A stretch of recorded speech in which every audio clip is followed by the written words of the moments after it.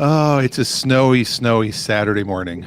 It is very, very snowy. We got easily, I would say, 5 to 6 inches of snow.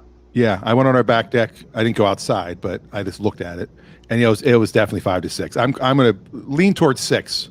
And Yeah. our one new dog, she's from California. Like she's never seen snow before. She's just running in and going, "Oh my God, this is insane! What is all this?" Well, and So they go nuts out in the snow because the snow just masks every smell. yeah, So it's like it's a there's fresh playground. yeah, I've exactly. never been here before. Welcome to Clutch Radio on a snowy Saturday, February 13th, with Dan and Raffi and Dan. That's us. Yeah. And we talk about everything car related: buying, selling, trading, leasing, credit, collecting, restoring, repairing, anything. Doesn't matter. We'll talk about it. So first we'll start the show, and then with the little intro thing, and then we'll get rocking and rolling. Here we go. Start your engines. Join the conversation. Ask the experts. Raffi Manassian and Dan Rosenberg. It's Clutch Radio with Raffi and Dan. How was that voice? Welcome to the show. Boy, that guy needs some coffee or something. So, I as always, I love to get comments from people that are listening and watching. Obviously, if you're just listening to the podcast, you can't ask a question in real time. But if you're watching on Facebook, Twitter, or YouTube, you can post questions in the comments, and I think we'll see them. Most of the time we do. If we don't, then I'm sorry. But any question you post, we will try to answer them today for you. And usually, every few shows, I'm like, yeah, let's just make it all caller based, because the questions just start coming in, and what are you going to talk about? But one thing I want to talk about is driving in snow. That's funny. I was thinking about the same thing. Now, I grew up outside of Pittsburgh, Pennsylvania, so we probably had, I don't know, a month worth every year where the roads were pretty bad. Yeah. We had snow on the ground, but the roads, they come and fix, and they take care of it. They throw salt down. That's why there's so much rust on the cars there. But it was probably only a total of 30 days where driving was kind of crazy. And I've had some horrible driving stories. I mean, I was doing stand-up comedy once in Columbus, Ohio, driving an 85 Camaro, not a good car to drive in the snow, mind you. Rear-wheel drive. Rear-wheel drive, and just horrible, and for snow. And I'm driving along, I think it's at Interstate 70 across Ohio from Pennsylvania. I think it's 70. And all of a sudden, I go over an overpass, which they are slippery. Oh, yeah. My car just does a complete 360. Maybe a 720. I might have spun twice.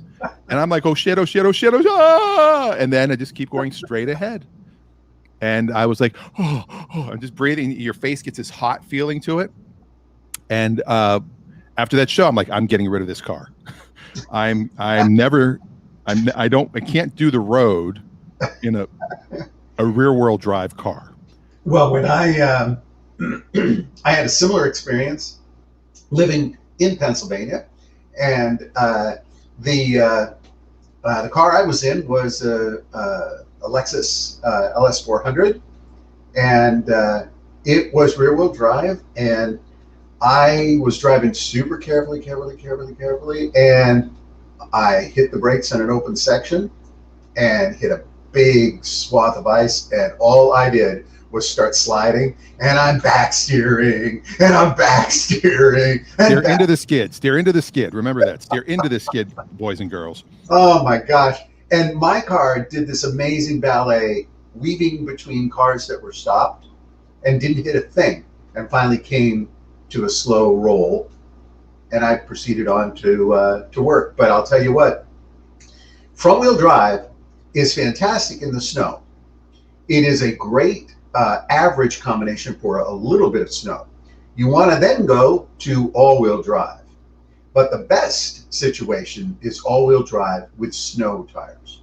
With snow tires. With snow tires, because the difference between all-wheel drive with regular, say, all-weather tires and all-wheel drive with snow tires is it's a whole other world. You literally will be able to go almost anywhere on any roadway with snow pack, thick pack, ice with all-wheel drive. You still have to drive carefully, mind you. You can't drive normally, but all-wheel drive car with snow tires, even a front-wheel drive car with snow tires, you're still going to have a great grip, great traction, great control.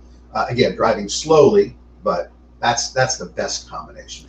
Well, I think the other problem a lot of people don't realize when they have all-wheel drive or four-wheel drive is that when you apply your brakes, you're still going to slide. I mean, even if you have anti-lock brakes, you could still slide. You could still lock up, even though it says anti-lock brakes. I've seen people slide right off the road in a nice big truck because they think I'm invincible. I'm in four-wheel drive. Right. Not always the case. It depends on a lot of factors, and part of it is the tires. Yeah, and you gotta grip the road. That's a big part of it. A Miata, Chris says in the comments for the snow.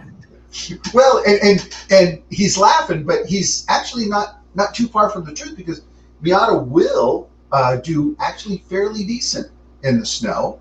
He also comments that Volvos are better than Subarus in the snow, and that may be his driving experience. I think both cars are actually very good in the snow. We have a front-wheel drive Volvo that is very, very good in the snow, and but a lot of that does have to do with the type of snow you're driving on.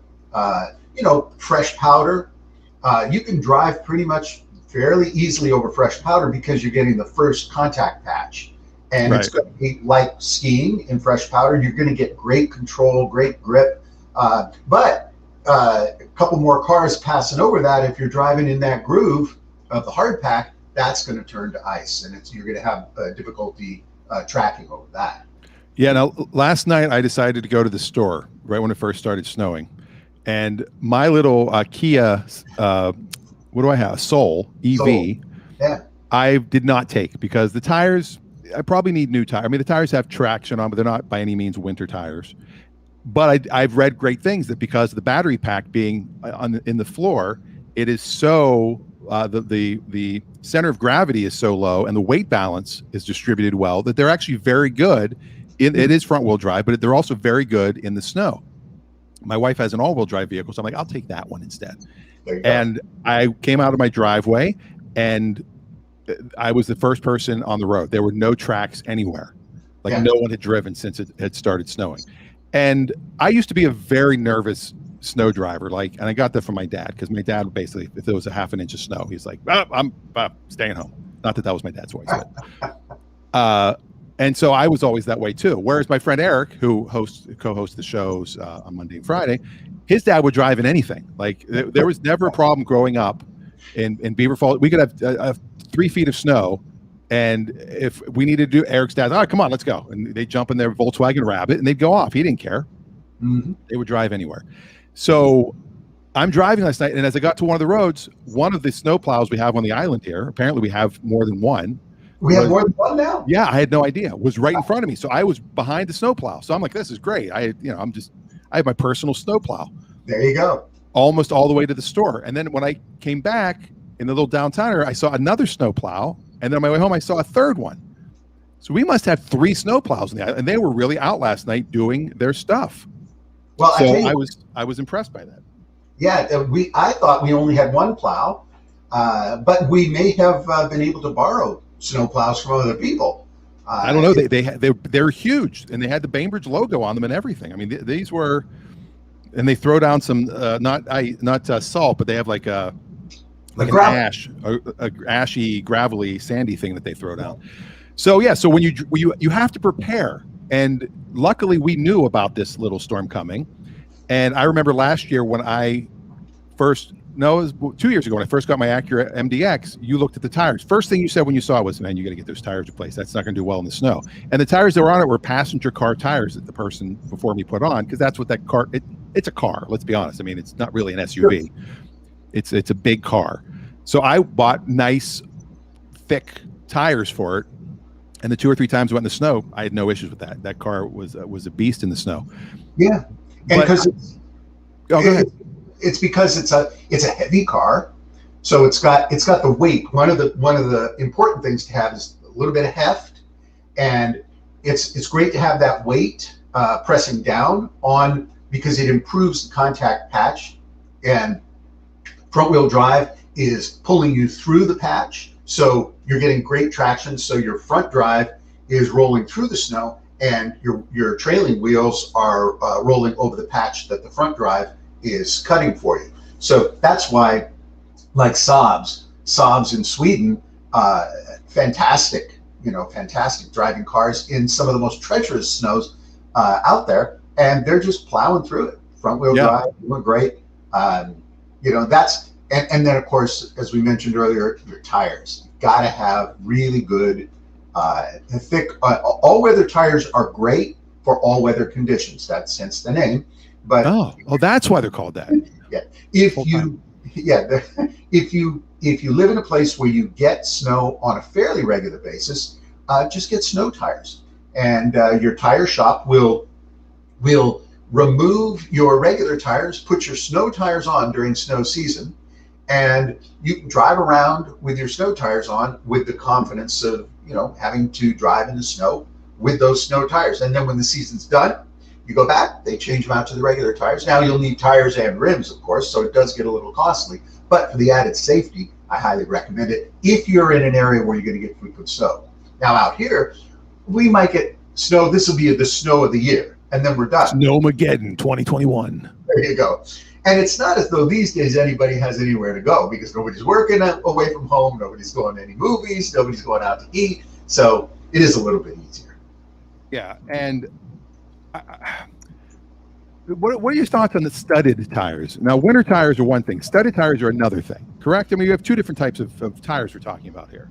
Yeah, now studded tires are good if you live in a place that does not get a lot of snow plowing. Because what happens is the snow accumulates, the cars drive over the snow, you get hard pack turns to ice, and the studded tires will do very well in that hard pack. If you have a lot of that, and if you live in a somewhat rural location where you need to drive a fair distance to get to a store, get fuel, then it becomes important. And I do recommend studded tires under those circumstances. But they can be very damaging to the road. If you have your own long driveway, for example, that you'll cut that asphalt up pretty good, especially if you have a heavy car.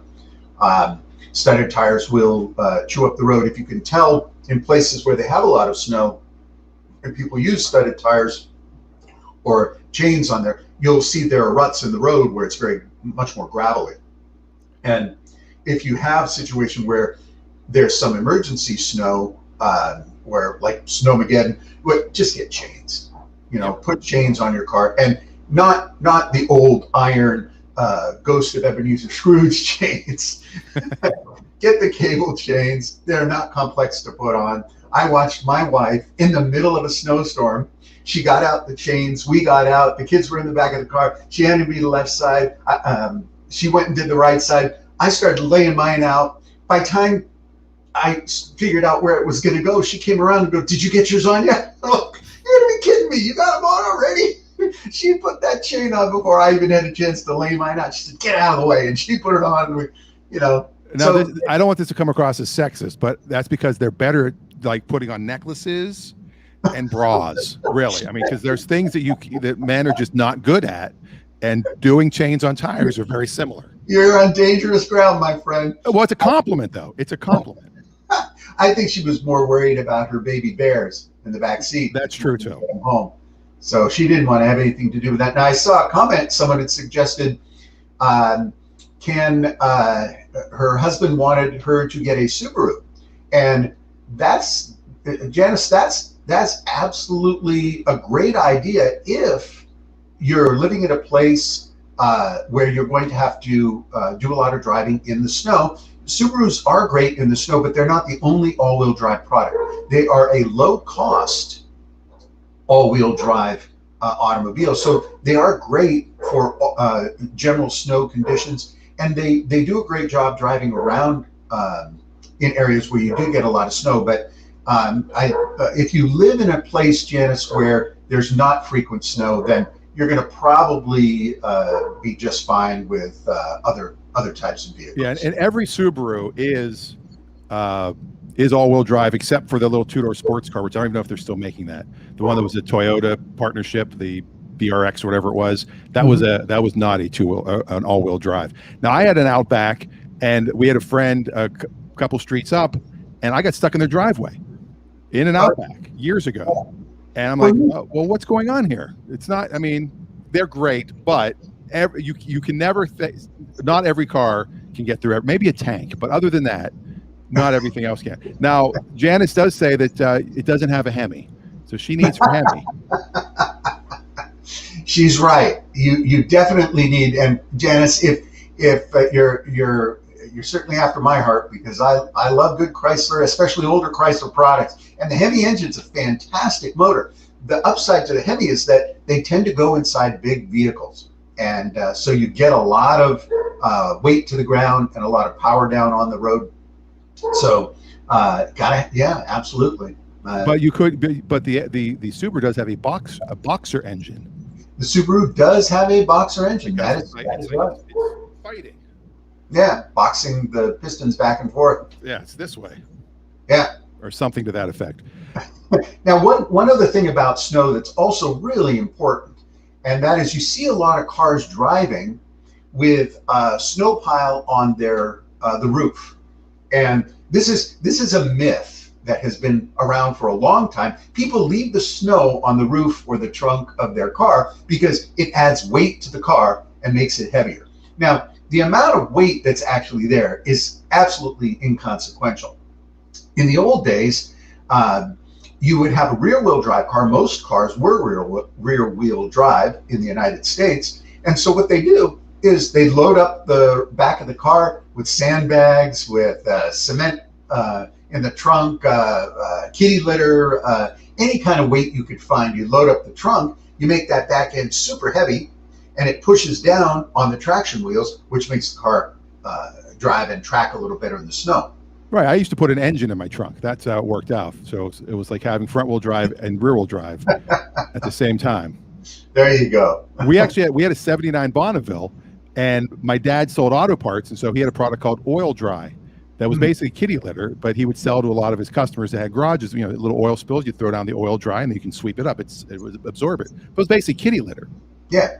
We would put, I don't know, 5, 6, 7, 8 bags of that in the trunk. Yeah. And then if you did get stuck, you could pull that out and you could sprinkle it on the ground and give yourself traction. It kind of worked two different ways. Yeah, absolutely. And the biggest problem, believe it or not, with rear-wheel drive cars from the 70s and early 80s was actually not that they're hard to drive in the snow. The biggest problem with them is that the tire technology back then was not anywhere near what it is today. Today's tire technology is so much better. The traction patch, the grooves, all of that has been highly scienced out to wick out moisture and track through snow and press out the collected snow that gets inside the grooves as it rotates. So new tires are designed to be very effective in snow and also heavy wet weather, and that's a big improvement for traction, because traction is the problem in any weather condition, whether it's hydroplaning and actually a thinner tire, if I'm not mistaken, is better than a thicker tire. It depends on the type of snow, but generally speaking, a thinner tire will do better because you're getting a more concentrated area of load, downforce load on that concentrated area to cut through and make your contact patch. So that does make a difference. Another thing that's really interesting, and this is not about snow, but when it comes to water and hydroplaning, most people believe that as your tires wear down, if your front tires are better conditioned than your rear tires, your car will hydroplane less. And the reverse is true. A lot of people will put their better tires on the front of the car to avoid hydroplaning. But in truth, what happens is the rear tires need to be the ones that have a better profile for cutting through water than the front tires, because there's a stream of water that occurs toward the rear of the car that allows for the car to swing and sway a lot more so than the front. The fronts are cutting through it, but the rears are under a little less contact, and so that causes them to hydroplane on the water surface. And that's if it's a front wheel drive car, correct? Or any wheel drive? It's either. It's more notable in front wheel drive, but either. Very interesting. So if you have any other questions about driving in the snow or buying tires, we are here for you. Just a quick tip on tires. I've done a couple of times I've used Tire Rack or Amazon to buy my tires, and they'll ship them. Amazon is a pretty good thing. They'll ship them right to a tire shop that will then install them. So you pay online. You can pay for your installation, I believe, and you just show up. I went to Sears, which is now closed, the local Sears, and when I got the 4 tires for the MDX, and I got like, I don't know, $40 a tire, and then like $8 for installation. I showed up at the Sears. They had the tires there already. I drove in, they put them on, and I left. Yeah. And they get paid by Amazon as a service provider, or Tire Rack, or any of these different tire companies. Well, look, we could do a whole show on tires, and because it's one of the things I most highly recommend for everybody with their cars, because tires are cheap.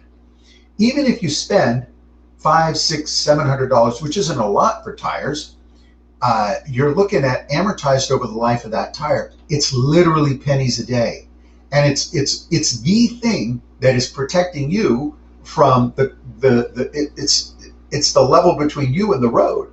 So tires are super, super important, and they're a critical part of your braking power, because if you have worn out tires and fantastic brakes, your car is not going to stop as well as the same car with a brand new set of tires or a newer set of tires with the same brakes. So I always encourage everybody to don't wait to get tires. Don't try and suck down the last mile out of them. People say, oh, I got 60,000 miles out of my tires. I said, well, you're riding on something that you should not be riding on. Get your tires replaced frequently, especially if they're wearing unevenly. Get all-wheel alignment, four-wheel alignment on your car. Super important. Very, very important. So Janice asks, she needs new tires on her Ram Rebel 2017 model, but she does not want low profile. She wants safe tires. What say you? So your car has a designated tire specification in the manual, and the manual that comes with the car will tell you exactly what tire you can get for that car. The car companies spend millions of dollars developing the absolute perfect aspect ratio tire that goes on your car. And so there's a lot of engineering into what that tire should be. I always recommend you get the exact tire that the manufacturer recommends, the tire size. You don't have to get the brand, but the tire size is very important. I had a Toyota several years ago. It was time to replace tires. I went to a tire shop. I said, give me the exact same tire. They gave me what they said was the exact same tire. I put them on the car. I went and drove on the highway. They were not the same tire. The sound was different. The control wasn't the same. I drove back to the place and said, these aren't the same tires. And he looked at me and goes, you're right. He said, they're slightly wider. We're going to get you the right ones. They put the right ones on, drove away. It was identical to what was before. And you're absolutely right, Janice. You're saying, I want safe tires. The safest tire you can get is the factory recommended tire for your car. There's a famous case some years ago. A young man went and changed out his tires on his car, and he was from a fairly wealthy family, and he wanted sort of wider track tires and performance thing. That's it. So he changed out his tires, put wider tires on it, went out and drove in the car, and was in an accident that took his life. Well, the family sued the car company and the manufacturer of the tires that he was driving on at the time of the accident. And the family lost because they stated very clearly that he had not replaced the tires that were the manufacturer's recommended replacement. And guess who did get sued and lost? I don't know. The tire store that put the tires on the car. Oh. Yeah, because they were not within the specification range that was recommended. And this was quite a few years ago. And ever since then, if you take a car to a tire shop, They will make you sign waivers if you get different rims, for example, wider tires, different profile tires. You'll sign that says these are not for regular highway use, or these are custom tires, or these are custom rims, or these are, because it goes outside the manufacturer's specification. So I highly recommend that. Now there's certain codes on tires too, because I remember, General Motors, it was a TPC, or there was a way you could tell if the car was the OEM original equipment from the manufacturer model car for the tires for that model, and Yes. there's also date codes on tires. So there's those two things. Now for Janice's specific ones, I just jumped on tire rack real quick. 17, it says a 17-inch tire is the standard on that vehicle, which seems small, but a 285/70/17 is the normal. I'm curious if you have if it came with an upgrade, because I know you can buy from the factory. You could have 18s, 20s, or even 24s on that vehicle that could come. But the base model Rebel 4-wheel drive, I'm assuming, crew cab, is the 285/70/17. Now there are ways you can do the math. You can say, okay, instead of the 285/70, I could go to a 275/65 or something. There's ways you can keep the actual height of the tire the same, so your odometer and speedometer stay the same, because that's actually programmed to the tire size. But still, for safety, Raffi, you are, as usual, 100% correct. The manufacturer, they know what they're doing. They design the tires for the car. Absolutely. And Dan, you bring up an excellent point. Every single tire manufacturer, I believe after 2007 or 8, has a date code on it. They are molded into the tire sidewall, and they're 4 digits. The first 2 digits are the week of the year. So if your tires were made in the first week of 2011, you would have 01 as the first week, and then you would have the next 2 digits of the year, which would be 11. So that would be the first week of January 2011. Now, you generally don't want tires to be more than 10 years old. Chris is saying that his family had 9-year-old tires on their 98 Volvo. We barely drove, and they were pretty bald and weather checked, but lasted that long. And 2 things happen with tires. Thanks for bringing that up, Chris. One is you will wear down the tread life. And the tread life wear down occurs on miles basis. So if you have a car in Arizona, for example, that is not particularly inclement, you have a pretty consistent weather, and you're driving highway miles, in 5 years you can put 60,000 miles on that car, and what will happen is mostly your tread patch will have worn down. Your sidewalls will be perfectly fine. You will have not done a lot of corner scrubbing for high-speed corners. Not a lot of mountain carving.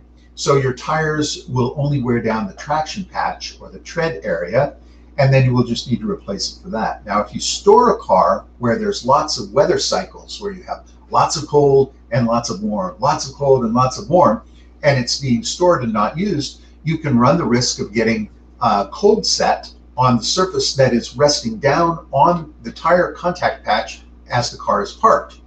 When you go to start it and drive, you start moving with that, well, the tire is brittle, and because it's so cold, so it starts to crack slightly. These are micro cracks inside the structure of the tire that gradually over time break down with continuous high-speed revolutions, and that degrades the life of the tire, and the sidewall durability is broken down a lot more so, especially if you're in areas that are stop and go, braking, hard cornering, mountain roads, gravelly surfaces, snow, ice, and then warm weather. Those kinds of things will cause tires to crack and become embrittled.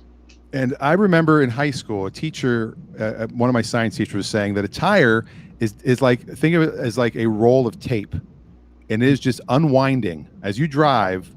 Parts of the rubber are basically unwinding, and that's why the tread wears. As you're driving, it's just wearing off. It's unwinding rubber onto the road technically. And when you skid, obviously you lose some.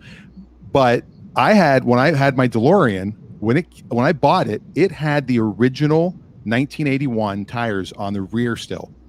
Didn't have the front, but it had the rear tires, which I still have in storage. And you still have it? I do have them in storage. I had sold them online, and it was, I don't know. I'm trying to think how much I sold them for. It was like $250. Somebody bought them for the 2 tires, and I couldn't get them shipped anywhere. Everywhere I went wanted almost $200 to ship them. Yeah. A ridiculous amount of money.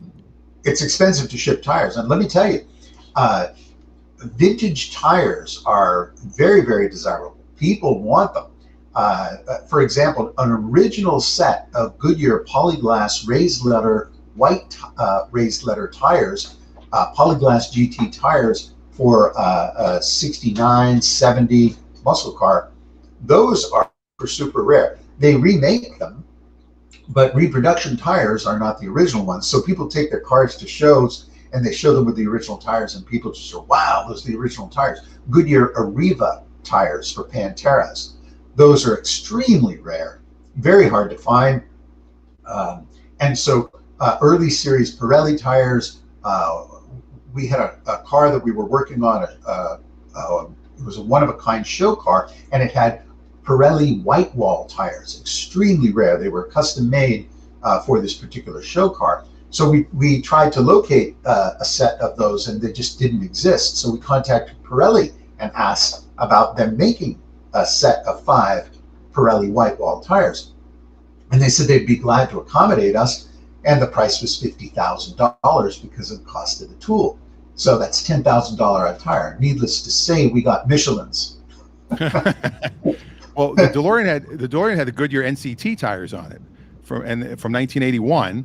Yeah. And I think I drove home in them. I might not have, because they were 30 years old when it was a 30-year-old car when I got it.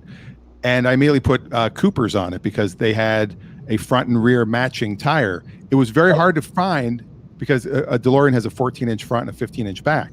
So it's hard to find a good tire that worked both front and back. And raised white letter you could not get. Yeah. In the front. You could get them in the back, but not in the front. And for a while there, we had metric sized tires on cars with metric sized rims, which were hard to find tires for. Most people would change their rims out, and they'd get new rims and tires, and they'd be perfectly happy. And then 25 years later, people are selling their cars with the original rims and original tires and getting a premium price for them because they're very sought after. But for your regular driving duties, and even if you have a special car like a muscle car or a performance vehicle or a vintage car of any kind, get new, high quality, modern radial tires for your car and for safe driving. I recommend that over and over to everybody. New tires, new battery, these kinds of things are super important because those things involve your safety, and you just don't want to compromise your safety, even in a car that you don't drive regularly. Yeah. Now there are ways to buy used tires. There's a lot of used tire shops. I normally would not recommend that on a daily driver. If you need new tires, just get new tires. But a lot of them will buy wrecked cars. Yeah. And they'll go to a pick and pull or a push and pull or a pull your part or whatever they're called, and they'll buy tires. You could have 2020 Tesla that just wrecked, and you need new tires for your Tesla. You can go there and get tires that might only have 5,000 miles on them. Yeah. But they also have no warranty at that point, and you don't really know the whole history of a used tire. And they don't do retreads much anymore. That used to be a big thing too. You used to be able to buy retreads. In the comments, though, we do have a trivia question, Raffi. Okay, now before you do that, I do want to say one quick thing, and that is, if you buy used tires, and Dan is absolutely right, used tires can be a great value. Make sure that when they're mounted, that they are mounted in the direction they were mounted on before. So some tires are unidirectional, some are not, but even a unidirectional tire, you want to be careful. Once a tire starts its rotation pattern, that pattern sets in. If you mount it on the other side, and you want to be careful too, a good tire shop will rotate your tires appropriately so that they don't start to counter-rotate against the rotation pattern that's established. So be very careful about that. Recaps actually are still being made, and they use them for truck tires mostly because of what I spoke about earlier, which is the fact that most trucks are running straight line and just diminishing the contact patch. The tread wear is the only thing that goes. Trucks aren't cornering hard. They're not generally plowing through a lot of gravel roadways. So you can add a thick layer of tread patch over the top. You're talking about like a semi truck. Semi truck. Yes. And those of our leaders who drive semis. Yes, I remember in my traffic school days when I was teaching comedy traffic school in Florida, we had a joke about, a lot of times you will see the tread come off a tire while you're driving on the freeway. It'll just fly off and it'll fly through the air. And the proper defensive driving move when it starts coming towards you is to duck. Just go like that. And then you end up getting like a racing stripe up the middle of your car, a nice black stripe. Well, the over and over and over again, tires. You hear stories about people that get into accidents because their tires gave out on them. They had a blowout. They lost a tire just for $500, $600, even $700, which $700 on 4 standard sedan tires, even SUV tires, that's not a lot of money to spend on tires, but you can get great tires for $700. Just buy the tires, for God's sakes. It's cheap insurance for safe driving. Yes. So I was gonna call this trivia time, but I'm actually gonna call this. I'm gonna pull up the old thing we haven't done in a long time. And now it's time to stump Raffi. And we're gonna try to stump Raffi here. All right. Our good friend Ray, the car dealer, has sent in a question. Here's what he says: what vehicle is not a collectible vehicle? Not a collectible vehicle. Can have over 200,000 miles. Can have a salvage title. Be as old as 2004 or so. Not a diesel. Not a Jeep Wrangler. Not a fast vehicle. And have no modifications whatsoever. But still bring over $10,000. Wow. So we're talking about a car with over 200,000 miles. Okay. It's got a salvage title. And we're not talking like a high-end sports car or anything. We're talking 04, 05. So we're talking, what is that? Almost a 15, 16-year-old car. No modifications, not diesel. Not really a fast vehicle by any means. Okay. He just bought one, and he's gonna send me a picture. Hopefully he already sent it, because if he didn't send it, that'll screw everything up, because I won't have an answer. Well, Ray, I hope you're still on, because you didn't send me what it was. We can both guess what it is, because I don't really know either yet. There could be a lot of answers to that question. My gut feeling is that it's going to be a premium luxury car, such as a Bentley Continental GT, which would absolutely be a $10,000 plus. I'm going to guess this is going to be more of a consumer car. Okay. Without look, he just sent the picture. I'm not looking at it yet. I haven't opened it up yet, but I'm just guessing of this type of stuff that. And Jake, we already said not a Jeep Wrangler, but yes, a Jeep Wrangler could be. Okay, so I would agree that it's probably a luxury vehicle, but I wouldn't say it's a high end like a Bentley. That would be my guess. Would be maybe an S-Class Mercedes, maybe a BMW 7 Series. That's where I would go. Yeah, even a 7 Series BMW, I doubt it would command that. He's talking about buying it at wholesale auction. So you got to be in there pretty good. It's got to be a car that, and again, 200,000 miles. It's probably a vehicle that was used primarily for highway miles, and they are common at high mile achievement. And 200,000 miles. That's a lot of miles for a car. It's possible it could be a performance-based wagon. It could be an AMG wagon. It could be, let's say, I got to make one guess. So go ahead. I can't make a guess. I've actually now seen the pictures, and it's funny because the only clue I'll say is we've discussed something similar in the past. That narrows it down to about 300,000 things. All right. Well, I will say that it is a. He did give a clue. It's non-luxury. Non-luxury. Okay. Chris Franks is possibly a BMW M car, which would be a luxury car. But it's also a performance car. Janice says Jaguar, but no, Jaguar would probably not hold its value that much. Most Jaguars after they've done that kind of miles, if they've even been able to do that many miles. Yeah, I bought it. Remember, I bought a Jaguar for $900. Yeah, and Jaguars tend to be cheap. They have an enormous depreciation.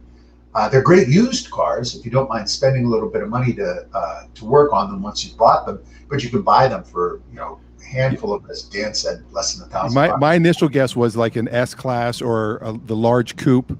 I don't know what they were for Mercedes, but he's saying it's non-luxury. So and it is a car, not a truck. He specified vehicle.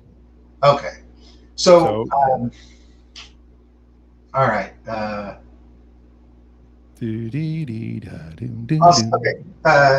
I'll just go then. How about a white Toyota truck or SUV?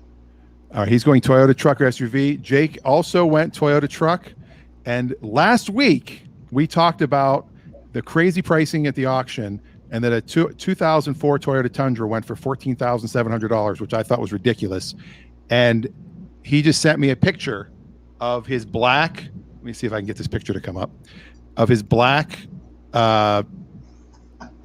Toyota pickup truck, which is the correct answer. There it is. Yeah. That has over 200,000 miles. It's a TRD. Now, TRD, it is a TRD. So that is a performance truck. Toyota Racing Development, TRD. See, it is a fast truck. That is a fast truck. I tell you what, Ray, if you hadn't had a chance to drive that, get in that and get yourself on a nice, clean, straight, dry patch of roadway and romp on it, and that'll change your religion. Because and I can't. I'm looking at it, and that could be a Tacoma or it could be a Tundra. I think it's a Tacoma.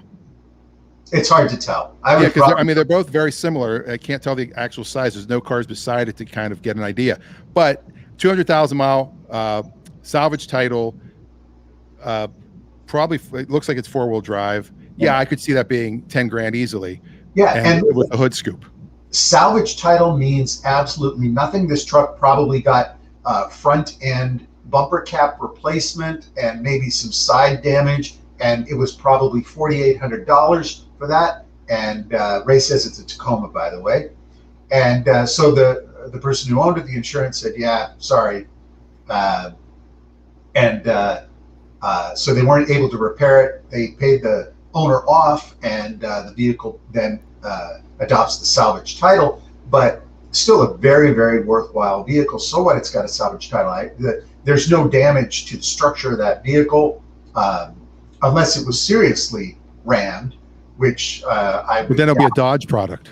Yeah, then but again, modern technology, modern automotive repair can do wonders with repairing vehicles like this. And it could also have been a stolen vehicle. In some states, a stolen vehicle ends up with a salvage title because the insurance company pays out and they sell the car at a salvage auction like Copart or IAA. Right. And then it gets a salvage title. Some states it doesn't. Some states like California, you can still have a clean title even though the car was a theft recovery and an insurance payout. And you can petition to the insurance company that the car was under because it's basically a branded title.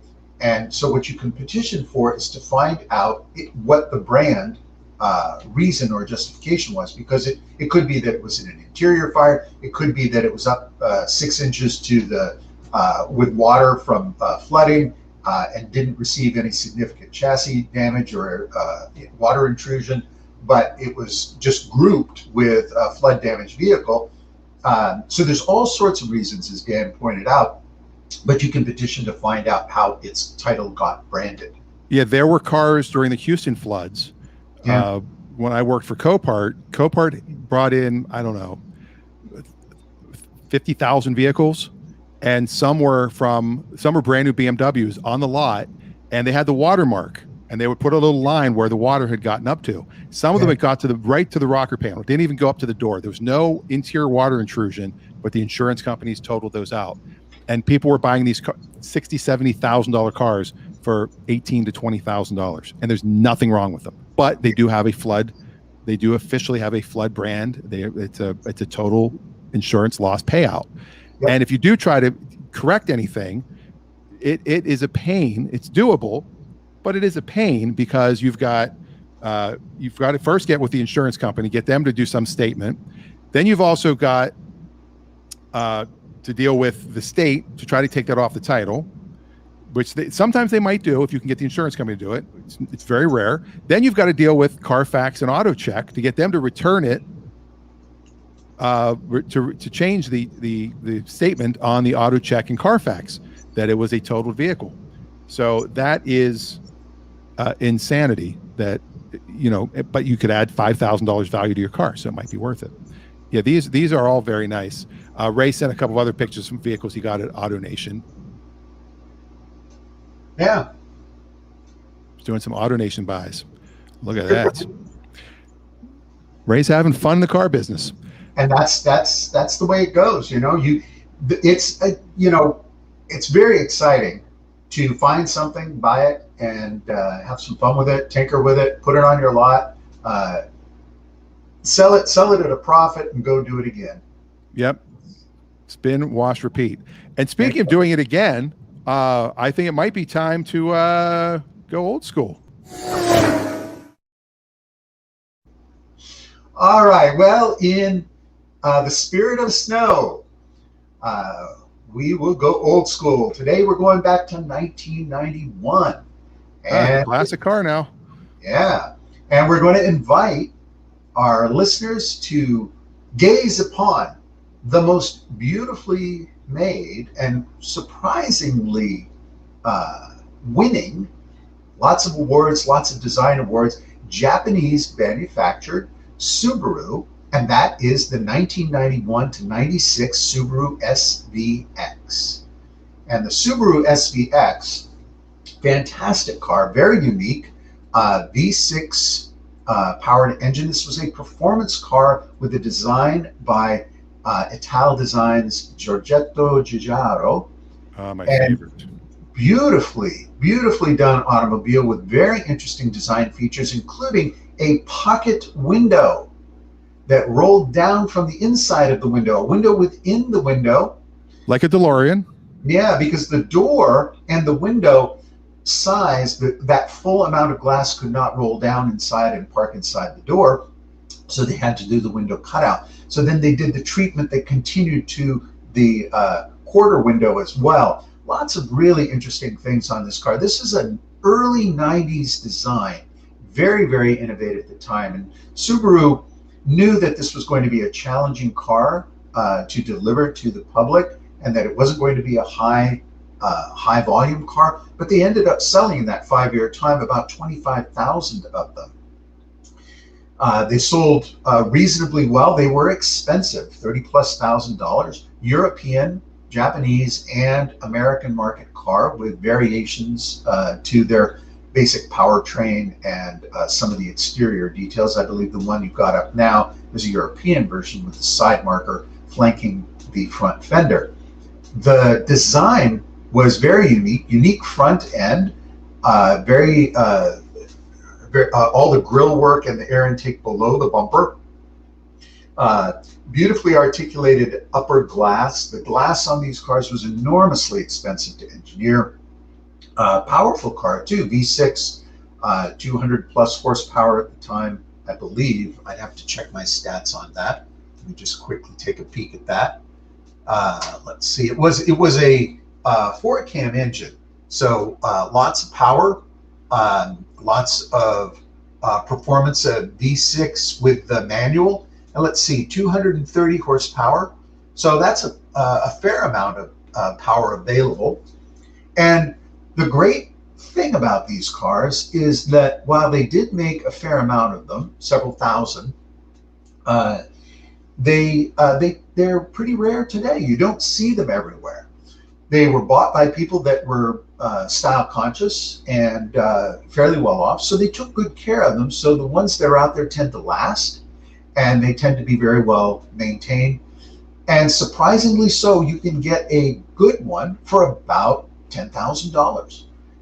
If you want a really awesome, very nice, well cared for, low mile, beautiful, highly optioned one, you might spend as much as 15 to 17,000. But when you think about what you can get for that kind of money today, there's an awful lot of car here, a lot of design, and a lot of value, and something you're just not going to see yourself in frequently. Now, this one right here, this person locally has a mechanic special, 2 of them. One for parts or salvage, and one for fixing the project. Comes with extra tires, parts, accessories. One of them is burgundy. Another one's mother of pearl. Both of them are 92s, both high-speed originals. Not sure what high-speed original means. You tow. Best offer takes them. You can make a lot parting them out. Parts are hard to find and in demand. How much do you think they want? How much do you think they want for both? I think he'd be happy to get 2,500. $3,000 is what he's asking. So yes. Yeah, 2,500 would take them home, and you get a lot of stuff there for it. Listen, they're rare cars because they're not making parts for them, so you've got to go picking for the parts. And the taillights, the headlights, the mirrors, the glass work, all of that stuff, very, very worthwhile. I would not part these cars out. I would take these cars, buy them, store them, and slowly think about a plan for waiting out the restoration of them, because these cars are going to be worth restoring down the road. They're going to be hard to restore as long as the interior and the electronics are in good shape and the engine doesn't need a lot of significant work. It comes down to cosmetics, and if the cosmetics are nice, it's worth restoring. Wow, there you go. Every week you inspire me. I'm like, oh, and it's weird. I always tend to find a local one of whatever you're talking about. Yeah. I'm like, gosh, should I go look at that? Not today, obviously. Well, and with the SVX, you get not only a stylish car, it's good to remember it's a Subaru. So you literally can get the Subaru repaired pretty much anywhere. So, and it doesn't have to be your daily regular car. It can be a fun car that you use periodically, or you take to shows. Lots of fun in these cars. Now, I'm seeing a few online here that are actually run-in drivers. Mm-hmm. Yeah, run-in driver that's not particularly beautiful might be $7,500. I'm seeing it for $2,500 in Pennsylvania. It's probably full of rust. Yeah. Here's one in South Carolina with 58,000 miles for $3,795. Yeah. Yeah. These are going to be cars that are used up. Yeah. So their interior is going to have some cracking surfaces. The dash might be, 3 or 4 things aren't working on it. You'll need to get tires and probably brakes, and before you know it, you'll be into that car $6,000-7,000. Which is why I always recommend that if you're going to go buy a car like this, go find the best possible example you can afford, and then when you find it, add a little bit more money and buy the best version of that car. So higher optioned one, original paint one, maybe 2 owners. This was my father's car. I inherited it. I can't keep it anymore. So it's a 1-family car. It's got only, 46,000 miles. Never had any problems. We just did the timing belt, such and such and such. So if you get one, let's say you get one that's 60,000 miles and you put a little money into it, you restore it, you make it look all nice and pretty. It's got a good backstory. Going to our favorite site, Bring a Trailer. Yeah. What would it do there? Would it be a good Bring a Trailer vehicle? Sure would. If you go to Bring a Trailer and search Subaru SVX, you'll see that some of the higher dollar ones have occurred. Those sales have occurred on Bring a Trailer, and people have gotten strong money for them because they're selling the premium value vehicle on Bring a Trailer, because Bring a Trailer has such scrutiny from the community, and the people who go on that site, they'll know these cars very well. So they'll tell you things like, they took a shot of the undercarriage and you can see that the struts are going to need to be replaced immediately. And that's going to be at least $900. And if you look closely, you'll see that the windows aren't closing exactly. So the window mechanism, the motor needs to be pulled out and reconditioned, and that's going to be expensive. So there's all sorts of details like that people are going to identify, and they'll tell you. So if a car stands up to the scrutiny of the comment community, you know that it's coming together as a really good car. And those tend to get the higher dollars. They'll get into the numbers that are over 10,000, into the teens, especially a low mile, original paint, original interior, high option car. Yeah, here's one on Bring a Trailer, sold for $10,500 last October, with 93,000 miles on it. Yep. Yeah, and it's very clean. vehicle. Oh, here's the original window sticker, 34,369. Yeah. Wow. These were not cheap cars. They were high-end cars. This was one of the last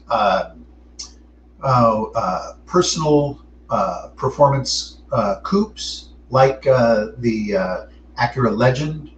This was competitive with the Acura Legend, competitive with the Mercedes Coupe. You just don't see this personal performance coupe concept as much anymore.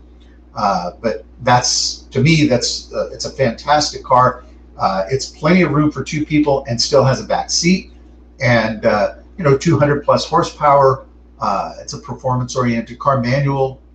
They did make them in automatic, but I recommend the manual on these cars because you'll get more performance out of them, you get more fun driving out of them, and they'll be higher resale value as well.